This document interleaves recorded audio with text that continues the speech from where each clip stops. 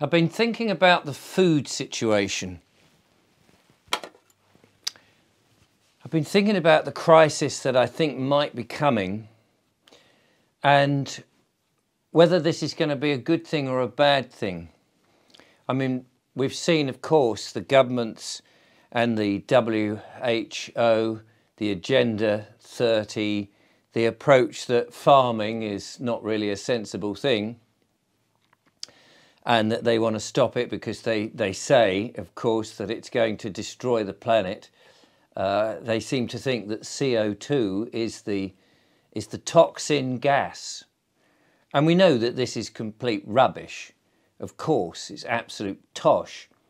The thing that's bad for the planet is all the chemicals, all the myriad of chemicals that are being produced in our food, in the atmosphere, in the air and in the water, in our medicines and in our everyday products, in industry, all over the place. We're being poisoned effectively by all these toxins. And the medical profession seem to think that it's viruses and germs that are causing problems for us, but actually it's just this highly industrialized world that we live in. And not to forget, of course, the Wi-Fi signals, the electrical magnetic fields that we're all embraced in. And so we're told that food is bad. We're told that cows fart. We're told stupid stuff. And the governments are pushing this agenda. And really what we need to be doing, of course, as the sensible people realise, is not buying the highly processed foods from the supermarket, but buying foods either directly from the farmers themselves where possible, from farm shops, or from veg box schemes, or from small grocery stores which deal with the farmers, or as we've seen in some now communities setting up their own growing and small holding initiatives. And this is good. This is what we should be doing. I think if we get a food crisis, we've seen the farmers, of course, are now protesting. And if we see the supermarkets suddenly reduced in their stock and people start to panic buy, they panic where to get their food, I think there could be some turbulent times. I'm not saying there probably won't be, but I think this is the wake-up call, if you like, that we actually need. We do need to realise that the convenience food that we've had for decades now, this experiment of the last 100 years of mechanisation, modernisation, this use of petrochemicals, the use of huge swathes of land for monoculture, this global approach to producing food has been a mistake. The industrialised farming of animals, the brutal nature that they are put through is a mistake and cannot go on. Now, these are just simply my opinions, and you can, of course you can disagree with them. They're opinions. You don't even have to listen to them. You can turn this off at any time. You don't have to get annoyed with me. You don't have to call me names. It's just an opinion, you know, and open-minded people are able to cope with somebody else's opinion that differs with theirs. Although in this day and age, of course, we've been trained that we have to call people names if their opinion is different. But grown-up people, not children, not people who are quick to anger, but grown-up people who are considerate and thoughtful, can listen to somebody else's opinion and say, well, I think there's something in it, or perhaps you're totally wrong, or maybe there's elements on it. But my opinion, for what it's worth, is simply that we've got to get back to smaller, mixed farmings. Farms which surround the towns, as they used to, and the villages. Farms that are not monoculture, one great big swathe of land. Now, I know what you're saying. I instantly hear it. You'll say, but surely that's the only economic way to farm these days. You need to have a massive farm and you contract out and it's all done by machine and robots and AI even.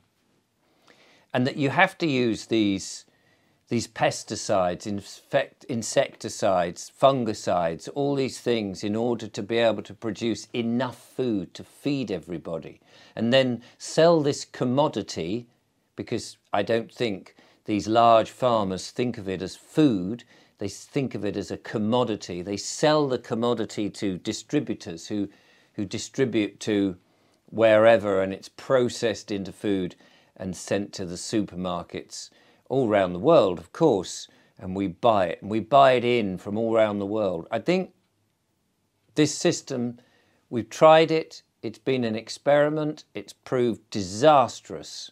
You look around at how ill people are, how fat, how overweight, how unhappy, how miserable people are, and they should be thriving, they should be sprightly, they should be happy, they should be beaming, they should be in full health, and yet the food that people eat from the supermarkets is full of rubbish, and there are no nutrients, no vitamins, no useful minerals. It's all been stripped out, covered in colouring and flavouring to try and make it appetising in bright, cheerful, jolly boxes that doesn't really disguise the fact that what you're eating is principally some form of petrol chemical, which is not nutrient and no good for the body, and has got side effects and will make you ill. So I think if we have a great big loss of food, if we get a panic and the supermarkets have little food, it's going to be good, because people will start to reappraise, I think, what is essential for us.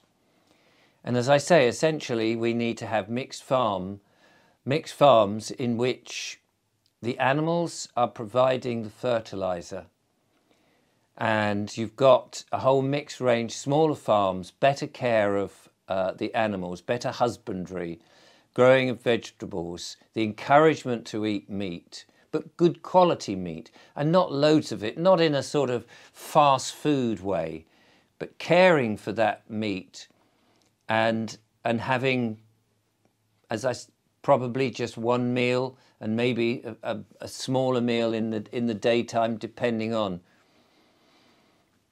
I think if we were able to cut back, and I know farmers can't do this, they can't just switch from these large monocultures where they grow one crop like spring barley or oilseed rape, in which they've got acres, 20, 30, 40, 50, 100 acres of this one crop, which of course is decimating the wildlife and the insects.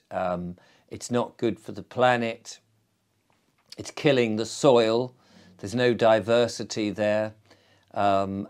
It's just so awful ultimately. I know farmers can't just switch as much as they want to, because they've been advised, it's not their fault, they've been advised by government or encouraged through subsidies to do this. They think that this is the only way that they can make money. They've invested in massive technology, big tractors, combine harvesters and all the other bits of machinery. They've taken out the hedgerows, and they've invested in all the chemicals and fertilizers that the agricultural industry have shoved down their throats, so they can't move very quickly.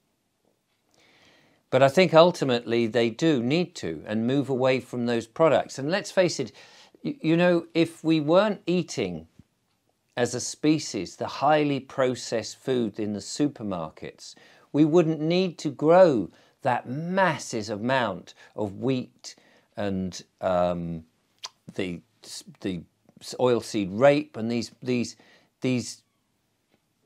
crops that have been manipulated so that you get maximum yield and so little in them. And we wouldn't need to grow that. So we could grow other things. We could have more animals on the land. This is, as I say, it's just my opinion. I had an email from somebody who said, but Richard, don't you think with the growing population that we have, the massive numbers of people, it's too late for us to have small farms? And I said, no, of course not. Of course it's not too late. Of course we can do it. We're seeing people gathering together interested now in growing food. It's fantastic. They may not know how to do it. They may not have the wisdom yet. It may be a romantic idea of growing it. They may not know the hardships and the difficulties. They may not understand how to correct the soil, how to use nature to help grow certain things and use nature itself to get rid of the predators without resorting to chemicals. They may not know that, but the enthusiasm is there. And that is what is absolutely essential. The enthusiasm, the mindset. And we will do this because we're going to have to, ultimately, in order to eat. People are already thinking about churning up their garden, turning it into vegetable patch. We can do this. We can feed one another. We can get these schemes going, veg box schemes, process. When I say process, I mean processes of people coming together, communities, community growing sites, smaller farms. We can do this. I think this is where we're going. I think the experiment of the last 100 years in so many areas that we've seen in which convenience and we've given away our responsibility to others has had its day. We're taking back that responsibility.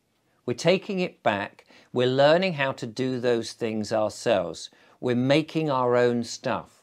We'll learn how to cook again from scratch, from raw materials. We'll learn and we'll have healthier, better children who are not impoverished by these crap foods that we've been feeding them. We'll be healthy ourselves and we won't need to go to the hospitals and the doctors, for we will be growing the right kind of food that in and of itself is medicinal because it has the nutrients, the vitamins, the minerals, everything that we need. We're going to thrive. We're pushing back.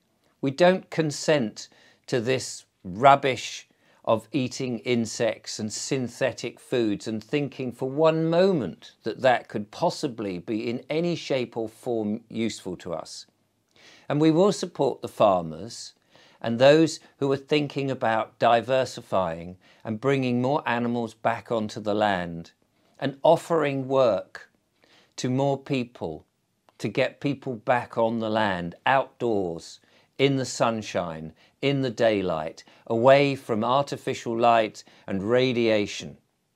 We can do this. I plan to be one of them. Somehow, I don't know how, but the universe works in mysterious ways. And I think if you put the message out there, you will get the blessings that you need. Thank you for watching.